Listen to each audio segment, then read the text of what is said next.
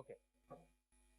If you look at the StartPro history, and most of the people, or maybe you may be wondering, why should I know the StartPro history and the background and other widely used? For your information, the finite element analysis era or the technology which is used in industry is 55 plus years old. That means since 1960 we are using this. So we can go through some fact which I am talking about. I think if you see the FEM, the approximately 55 years of old, and the NASA developed Nastran in 1960. Why I am talking about that? Please be attentive. If you see your research field in maybe for the BTech student or MTech student, the scope, in 2005, the number of research papers available across the globe, you will get shocked. It was under 2000. Yes, the FEM, finite element analysis, across the globe, the total number of research papers was under 2000. Now, can you imagine how many numbers of research papers are published across the globe? Is million. What does it convey? It's mature. The concept or technology is much more mature. And that is the point why I am discussing this point. Not to show that 55 years old and no. The primary point is the concept is matured because that purely depends on your international research which is happening and suggestion happening and rigorous upgradation and adaptation of this technology which is happening. So since 1960, what happens is first college course FEM was offered in 1970, and after that you see you have many more foundations that you can point from here, but I will try to neglect those. But primarily, if you look at this particular point, which I discussed day one, if you see, this is a three-way crossing bridge you can see. The left side is ground and right side is ground, at the center there is a pillar. And mathematically, if you see this is determinate or indeterminate structure. So approximated by statically determinate structure. Why? Because the number of knowns, the 5 reaction forces determined by 5 equilibrium equations. But what happens? As we discussed in our previous class, if it is greater than the number of equilibrium equations, then how do you do that? So here the StartPro plays its role. Let us look at our case number 2. This case is something about a very simple problem where you have 5 reactions with a rotation because center bridge, and the left and right side are grounded. And if you remove all these things, that will act as a cantilever beam? No, it will not act. It will not act. It will collapse. This is the ground. I am keeping it here. If I remove it, it will collapse. So this is not. So yeah, reaction 1 and whatever is happening. But whatever the center one, it can rotate. It is acting with 2 reactions, and collectively, primarily, the left side is acting as a roller support. Because of that one reaction and one reaction is there. It can slide, right? In horizontal it can slide, but vertically it cannot move. So our point is, this is a simple example. And here we have 5 equations, the equilibrium equations and 5 reaction force we can compute theoretically. What happens if we'll complex it? Okay. Now you see 6 reactions but 3 equilibrium equations. Okay. So approximated by statically indeterminate system. Indeterminate is basically knowns are more than the governing equations. The unknowns are more than the governing equations. For example, you want to find out 4 reaction force and you want to find out 4 member forces. So 4 plus 4 is 8, but my governing equation, let us say, is 5 or 6. Then what about the other 2? So in that scenario case, StartPro can act smartly and give you solution, and finite element analysis plays role there. So here 6 reaction forces but only 3 equilibrium equations.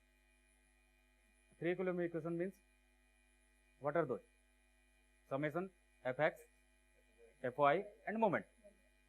So if you look beyond that, if you go for a multi-story grid system, there you have couple of higher reactions, rotations, and as well you have known conditions also. And collectively, if you compare that, is a structural indeterminate condition, and there Start-Brough plays role.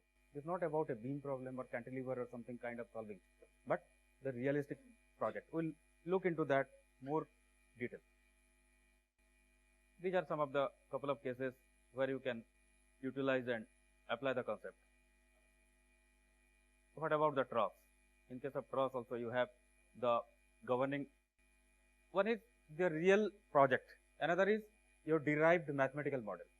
In derived mathematical model, primarily what we say? One truss member cannot take bending load. But if you look into the truss, it's not zero. The bending is not zero.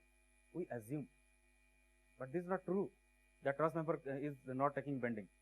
He is taking bending. But that is collectively as compared to axial load is negligible. But bending still exists. If you look into the project, you can understand that is neglected. So error is there.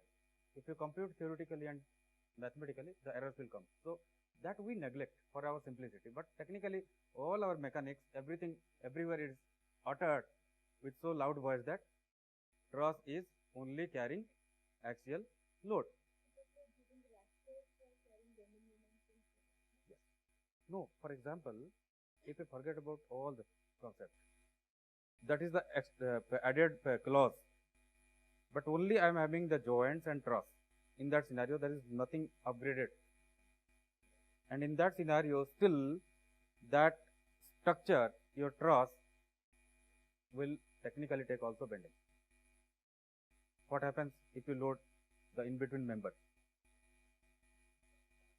It is a flexular member. So technically it has to, if you go for a string also, in any bridge, if you go for a string also, that is a tension member. But primarily that does not signify that it cannot take the twist load, like yesterday we discussed. So primarily the practical project and the mathematical project has to communicate each other, and you have to understand technically the cases. You can see the prototype reality. This is the prototype reality, and this is the FEA assumption.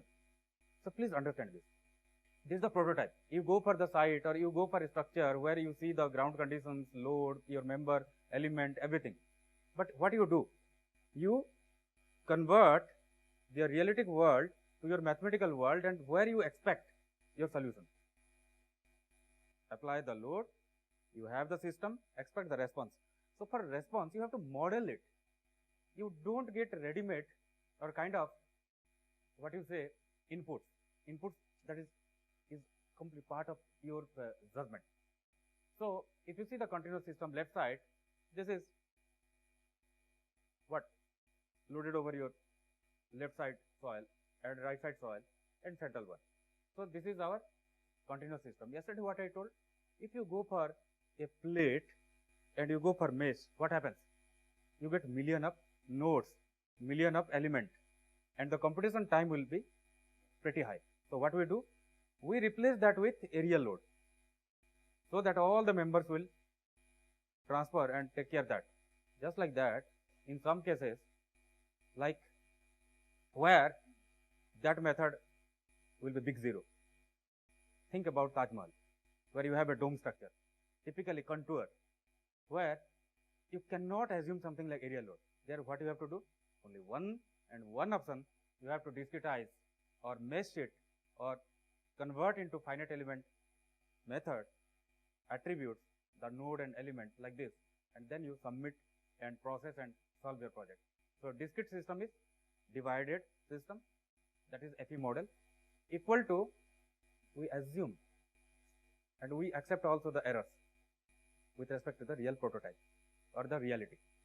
So that communication we have to understand, and behind the FEA technology, this all thing you have to keep in your mind.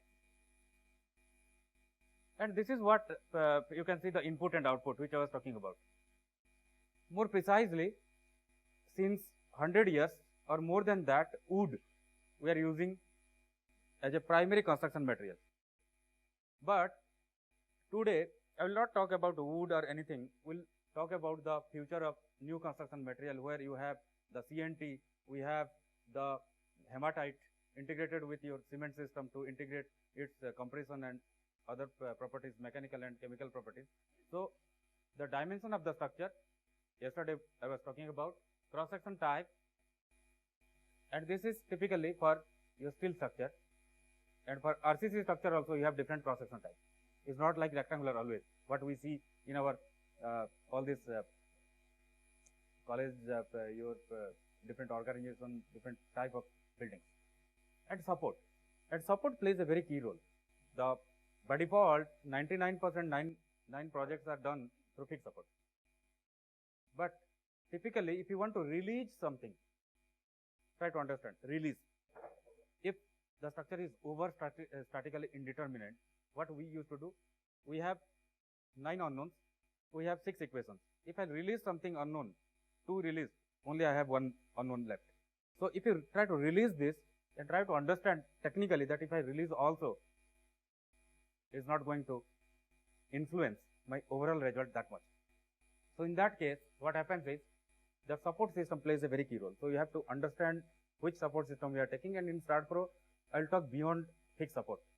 I'll introduce you 9 different more support types, which you will use. So we'll split 50% for fixed support and 50% will keep it open for other cases as well. But 99% people use in most of the cases fixed only, but I'll not prefer it.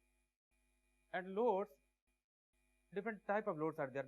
There are variety, 40 plus types of loads are there.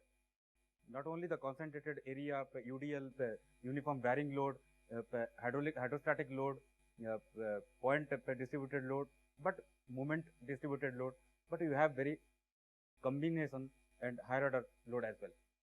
But primarily, you may be wondering that how the software or the FEA algorithm is producing result irrespective of the type of load. How? What is the backend theory? I told today I'll reveal one secret. The fundamental principle I'll discuss so that you can understand